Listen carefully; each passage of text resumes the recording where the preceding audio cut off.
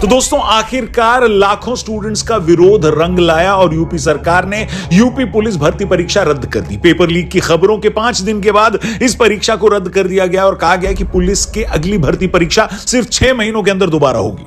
आपको बता दें, यूपी सरकार की पुलिस भर्ती बोर्ड ने 17 और 18 फरवरी को यूपी के 75 जिलों में 2 पालियों में पुलिस भर्ती की परीक्षा कंडक्ट की थी। पहली परीक्षा सुबह 10 से 12 बजे के बीच हुई और दूसरी पाली में परीक्षा दोपहर 3 से 5 बजे के बीच हुई। यूपी पुलिस के 60,244 पदों के लिए कुल 48 लाख से भी ज्यादा युवाओं ने हिस्सा लिया, जिसमें 16 लाख तो महिलाएं थी। 17 और 18 फरवरी के बीच यूपी के 2385 एग्जाम सेंटर्स पर यह परीक्षा हुई। अब सुनिए हुआ क्या। 17 फरवरी को जिस दिन पहला एग्जाम था, उसी दिन सुबह सोशल मीडिया पर कुछ पर्चे वायरल होने लगे। एक पर्चे में तो 150 में से 117 सवालों के सही जवाब थे, जो बड़ी अच्छी हैंडराइटिंग में लिखा हुआ था, और दूसरे पर्चे में 150 में से 150 सवालों के जवाब थे। 17 फरवरी की सुबह 9:30 बजे एक ट्विटर हैंडल से एक ट्वीट किया गया, जिसमें लिखा था, क्या यूपीबी का पेपर लीक हो गया है? जिस वक्त यह ट्वीट किया गया, उस वक्त तक परीक्षा शुरू नहीं हुई थी।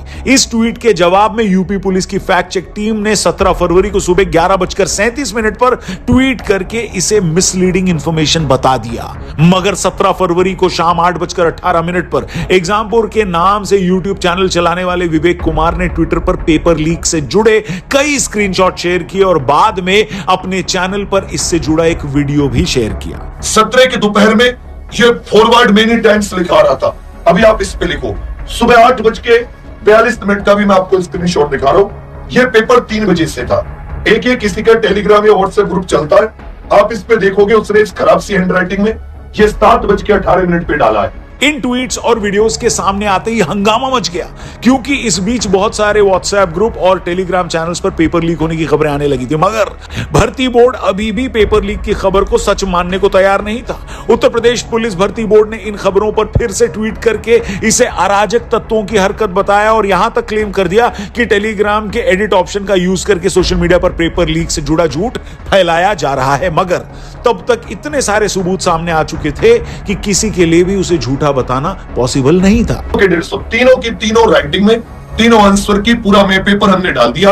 अब सभी लोग व्हाट्सएप पे अच्छे से चेक कर सकते हैं और बताइएगा कि हम लोग गलत है या सही है। पेपर लीक की इन खबरों के सामने आते ही लाखों बच्चों पर पहाड़ टूट पड़ा। आप उन बच्चों के दुख का अंदाजा लगाइए जो छोटे छोटे शहरों से लखनऊ और इलाहाबाद आकर 2-2 साल तक ऐसी परीक्षाओं की तैयारी कर रहे थे। बेहद मामूली घरों से आने के बावजूद ये बच्चे 1 साल की तैयारी में कम से कम 2 से 2.5 लाख खर्च कर चुके थे। वो बच्चे जो सुबह नाश्ता किए बिना कोचिंग पर चले जाते हैं, शाम को लौटते हैं तो अपना खाना खुद बनाते हैं। इस बीच अगर वो बीमार भी पड़ते हैं तो उनका ख्याल रखने वाला कोई नहीं होता। सुबह खाना खाते हैं तो शाम को खाना नहीं खाते हैं, दिन भर पढ़ते हैं, शाम रात में 10-10 बजे लाइब्रेरी से गए हम लोग। इन सब के बावजूद ये बच्चे अपनी और अपने परिवार की तकदीर संवारने के लिए दिन रात तैयारी करते हैं और फाइनली जब परीक्षा का दिन आता है तो उन्हें अचानक से यह पता चलता है कि पेपर तो लीक हो गया। आप अंदाजा भी लगा सकते हैं ऐसी खबरों से इन बच्चों पर क्या गुजरती होगी, उनके हौसलों पर इसका क्या असर पड़ता होगा। इसी पेपर लीक से परेशान होकर 28 साल के ब्रजेश पाल ने अपनी जान दे दी। अपने आखिरी खत में उन्होंने लिखा कि मैं अब और जीना नहीं चाहता, मेरा मन भर गया है, मुझे किसी से कोई शिकायत नहीं है, हो सके तो मम्मी पापा मुझे माफ कर देना। मैंने अपनी बीएससी की डिग्री के सारे कागज जला दिए हैं, ऐसी पढ़ाई का क्या फायदा जो एक नौकरी न दिला सके। हमारी आधी जिंदगी पढ़ते पढ़ते निकल गई, इसलिए हमारा मन भर गया है। यह चिट्ठी लिखने के बाद ब्रजेश ने अपनी जान दे दी। दोस्तों, ये चिट्ठी एक मजबूर बेरोजगार युवा का दर्द नहीं, बल्कि एक राष्ट्र और समाज के तौर पर हम सब के मुंह पर थप्पड़ है, तमाचा है। एक आदमी, एक मिडिल क्लास आदमी सोसाइटी से क्या चाहता है? यही चाह रहा था ना वो कि मैं मेहनत करता हूं और तुम अपनी इतनी बड़ी दुनिया में मुझे भी छोटी सी जगह दे दो, ताकि मैं भी इज्जत से सम्मान से अपनी लाइफ जी सकूं, इस लायक बन सकूं कि अपना और अपने मां बाप का ख्याल रख सकूं।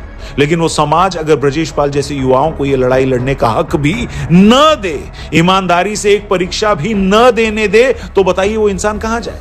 ब्रजेश पाल और उन्हीं की तरह लाखों युवा आखिर क्या कर सकते हैं, बताइए। देश में पेपर लीक कितनी बड़ी प्रॉब्लम है, जब मैं आपको उससे जुड़े आंकड़े बताऊंगा तो आपका सिर चकरा जाएगा। आपको शायद अपने कानों पर भी यकीन ना हो। अगर ये पेपर लीक ना होते ना दोस्तों, तो ना जाने कितने यंगस्टर्स की नौकरी लग सकती थी, उनमें से कितने बेरोजगार बच्चे आज कमा रहे होते। तो इस दोस्तों, पेपर लीक भारत में इतनी बड़ी प्रॉब्लम है कि पिछले 7 साल में लगभग 70 पेपर लीक हो चुके हैं। इस पेपर लीक का असर 1.5 करोड़ बच्चों पर पड़ा है। अकेले राजस्थान में 2011 से 2022 तक 26 पेपर लीक हुए। गहलोत सरकार के टाइम नकल की वजह से 14 अलग अलग पेपर कैंसिल करने पड़े। 2019 के बाद हर साल एवरेज 3 पेपर लीक होते हैं। उत्तर प्रदेश में 2017 से 2022 तक 8 पेपर लीक हुए। अकेले उत्तराखंड में 2 साल में पटवारी से लेकर लेखपाल, सहायक समीक्षा अधिकारी, पोस्टमैन, छात्रावास अधीक्षक, ग्राम विकास अधिकारी के पेपर्स तक रद्द हो चुके हैं। पिछले साल बिहार लोक सेवा आयोग का पेपर लीक हो गया, जिसमें 6 लाख से ज्यादा बच्चे परीक्षा में बैठने वाले थे। इसी तरह यूपी में राजस्व लेखपाल की मुख्य परीक्षा का पेपर लीक हो गया। बाद में जांच में पता चला कि बच्चों से मोटे पैसे लेकर एग्जाम में सॉल्वर बिठाए गए थे। एग्जाम सेंटर पर ही नकल करने का सारा इंतजाम किया गया था। इससे पहले यूपी में ही टीटी की परीक्षा का पेपर वायरल हुआ। राजस्थान में पुलिस कांस्टेबल की परीक्षा का पेपर वायरल हो गया। 2021 में रीट परीक्षा के पेपर को लेकर पूरे देश में बवाल मच गया। इस मामले में बोर्ड के चेयरमैन को सस्पेंड किया गया। शर्म की बात है दोस्तों कि इस मामले में तो एक आरएएस, आरपीएस और शिक्षा विभाग के 13 लोगों के अलावा 2 पुलिस वाले भी शामिल थे। मतलब पूरी की पूरी स्टेट मशीनरी मिलकर एक पेपर लीक करवाने में शामिल थी। और अब तक मैंने जितने मामले गिनवाए ये सिर्फ पिछले 1-2 सालों के हैं। उनमें से भी मैंने कुछ ही मामलों का जिक्र किया है। इससे आप खुद ही अंदाजा लगा सकते हैं कि किस सिस्टमैटिक तरीके से देश के युवा को लूटा जा रहा है, दिन दहाड़े उसके हक पर डाका डाला जा रहा है। आपको बता दें कि जिस कांस्टेबल भर्ती परीक्षा के लिए 50 लाख बच्चों ने अप्लाई किया था, उनके लिए एग्जाम सिर्फ एक एग्जाम नहीं था। इस एग्जाम में पास होकर वो अपनी पूरी पीढ़ी संवार सकते थे। इसे आप इस तरह से समझें कि ट्रेनिंग खत्म होने के बाद एक कांस्टेबल को 7th पे कमीशन के हिसाब से सैलरी मिलती। आरक्षी नागरिक पुलिस के पदों पर पे बैंड 5,200 से 20,200 के पे स्केल में, यानी 21,700 रुपए तक सैलरी मिलती। इसके अलावा महंगाई भत्ता यानी dearness allowance, travel allowance, house rent allowance, medical allowance के अलावा और कई सुविधाएं मिलती हैं। और एंड में तनख्वाह के तौर पर हाथ में 35 से 40,000 रुपए आ जाते हैं। गरीब और मध्यम वर्ग घरों से पले बच्चे सोचते हैं कि इतने पैसों से वो अपनी और अपने घर की तकदीर बदल देंगे। जो बच्चे और ऊंची उड़ान भरना चाहते हैं, उन्हें लगता है कि एक बार सिपाही बनकर वो यूपीएससी और बाकी प्रतियोगी परीक्षाएं देकर ऊंचे पदों पर भी जा सकते हैं। अगर नहीं भी जाते तो भी 8 साल की नौकरी में एक सिपाही हेड कांस्टेबल बन जाता है। 15 साल की नौकरी के बाद सब इंस्पेक्टर और 25 साल में एक सिपाही इंस्पेक्टर तक बन जाता है। और अगर उसमें लगन है तो अपनी नौकरी के आखिरी सालों में वो डीएसपी के पद तक भी पहुंच सकता है। इसलिए कुछ लोगों की नजर में सिपाही की मामूली सी माने जाने वाली नौकरी देश के लाखों करोड़ों युवाओं के लिए अपनी जिंदगी बदलने के लिए एक महत्वपूर्ण सीढ़ी होती है। और जब भी कोई इस परीक्षा में हेरफेर करता है, उनसे उनका हक छीनता है, परीक्षा रद्द करवाता है, तो इन लोगों को लगता है कि सीढ़ी पर पांव रखने से पहले ही उन्हें नीचे गिरा दिया गया है। आप में से बहुत लोगों के जहन में यह सवाल होगा कि जो परीक्षा या पेपर इतने लोगों के लिए जिंदगी और मौत का सवाल होता है, आखिर वो पेपर लीक कैसे हो जाता है? कौन लोग हैं इस लीक के पीछे? और क्या बिना हाई प्रोफाइल लोगों के शामिल हुए इस तरह के पेपर लीक होना पॉसिबल है क्या? तो आइए आपको डिटेल में बताते हैं कि पेपर लीक का ये पूरा रैकेट आखिर चलता कैसे है। वीडियो पसंद आए तो इसे ज्यादा से ज्यादा लोगों तक पहुंचाइएगा, शेयर जरूर करिएगा। दोस्तों, पेपर लीक में सबसे पहली गुंजाइश तो यही होती है कि जिन लोगों के पास पेपर सेट करने की जिम्मेदारी होती है, वही मोटे पैसे के लालच में इसे लीक कर देते हैं। दूसरा तरीका होता है कि जिस प्रिंटिंग प्रेस के जरिए ये पेपर छपते हैं, वहीं से ये पेपर लीक कर दिए जाए।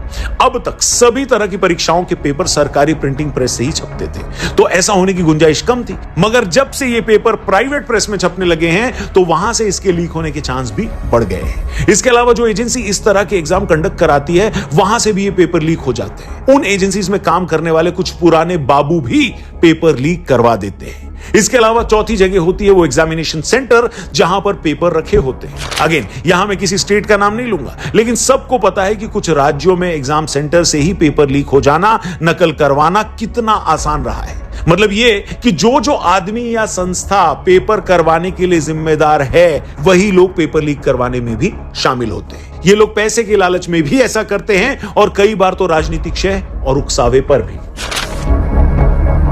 अब ये पावरफुल लोग परीक्षा के हिसाब से एक स्टूडेंट से 25 से 50 लाख रुपए लेकर पर्चे लीक कर देते हैं। अब एक स्टूडेंट के लिए अपने लेवल पर इतना पैसा देना पॉसिबल नहीं होता, तो वो कुछ और बच्चों को इसमें शामिल करवा लेता है। इस तरह बच्चों की चेन बन जाती है, और कई बार ऐसा होता है कि एग्जाम की डेट आने तक वही पेपर 500-500 रुपए तक में भी बिकने लग जाता है। फिर व्हाट्सएप पर आ जाता है, टेलीग्राम पर आ जाता है, फिर चारों तरफ हल्ला हो जाता है, और फिर पेपर रद्द करना पड़ता है। जिस उत्तर प्रदेश पुलिस भर्ती परीक्षा का पेपर अभी लीक हुआ, इसके पेपर भी आखिर में 100 रुपए में टेलीग्राम पर बिक रहे थे। कई सारे ऐसे टेलीग्राम ग्रुप है जो छाती ठोक के कह रहे हमने लीक कराया, 100-150 रुपए में पेपर बेच रहे थे वो, और वो लिख रहे हैं कि देखो पैसा खराब तो नहीं गया, जुड़े रहना इस टेलीग्राम से, आगे काम आएगा। मगर हैरान करने वाली बात यह है दोस्तों कि इतने पेपर लीक होने के बाद भी आपने इन मामलों में कितने लोगों को आज तक जेल जाते देखा है? बताइए। कितने बड़े लोगों की नौकरी जाते देखी है? बताइए। नहीं देखिए ना, लगभग न के बराबर। वो इसलिए क्योंकि ये सारा खेल बड़े ही वेल प्लान तरीके से खेला जाता है। पेपर लीक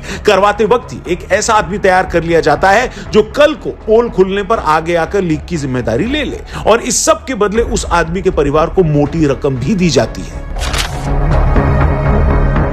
पेपर लीक की इसी बीमारी या यूं कहें कि इस अपराध को रोकने के लिए इसी महीने के शुरू में केंद्र सरकार लोक परीक्षा विधेयक 2024 लेकर आई। इस विधेयक के मुताबिक सामूहिक तौर पर नकल करवाना गैर जमानती अपराध होगा। अगर कोई नकल करता पकड़ा गया तो उसे 3 साल की सजा और 10 लाख तक जुर्माना भरना होगा। पर्चा लीक में अगर कोई बड़ा रैकेट शामिल है तो उस पर 1 करोड़ रुपए तक का जुर्माना और 10 साल तक की जेल हो सकती है उसे। इसके अलावा विधेयक में एक नई जांच समिति बनाने का भी प्रस्ताव रखा गया है। यह समिति एग्जाम प्रोसेस को और सुरक्षित बनाने पर सुझाव देगी। विधेयक के दायरे में यूपीएससी, एसएससी, रेलवे की ओर से आयोजित प्रतियोगी परीक्षाएं, बैंकिंग भर्ती परीक्षाएं और राष्ट्रीय परीक्षण एजेंसी की ओर से आयोजित सभी कंप्यूटर आधारित परीक्षाएं आएंगी। देखिए, विधेयक तो आ गया, मगर फिर भी इन सब से ऊपर है पेपर करवाने से जुड़े लोगों की खुद की इंटीग्रिटी।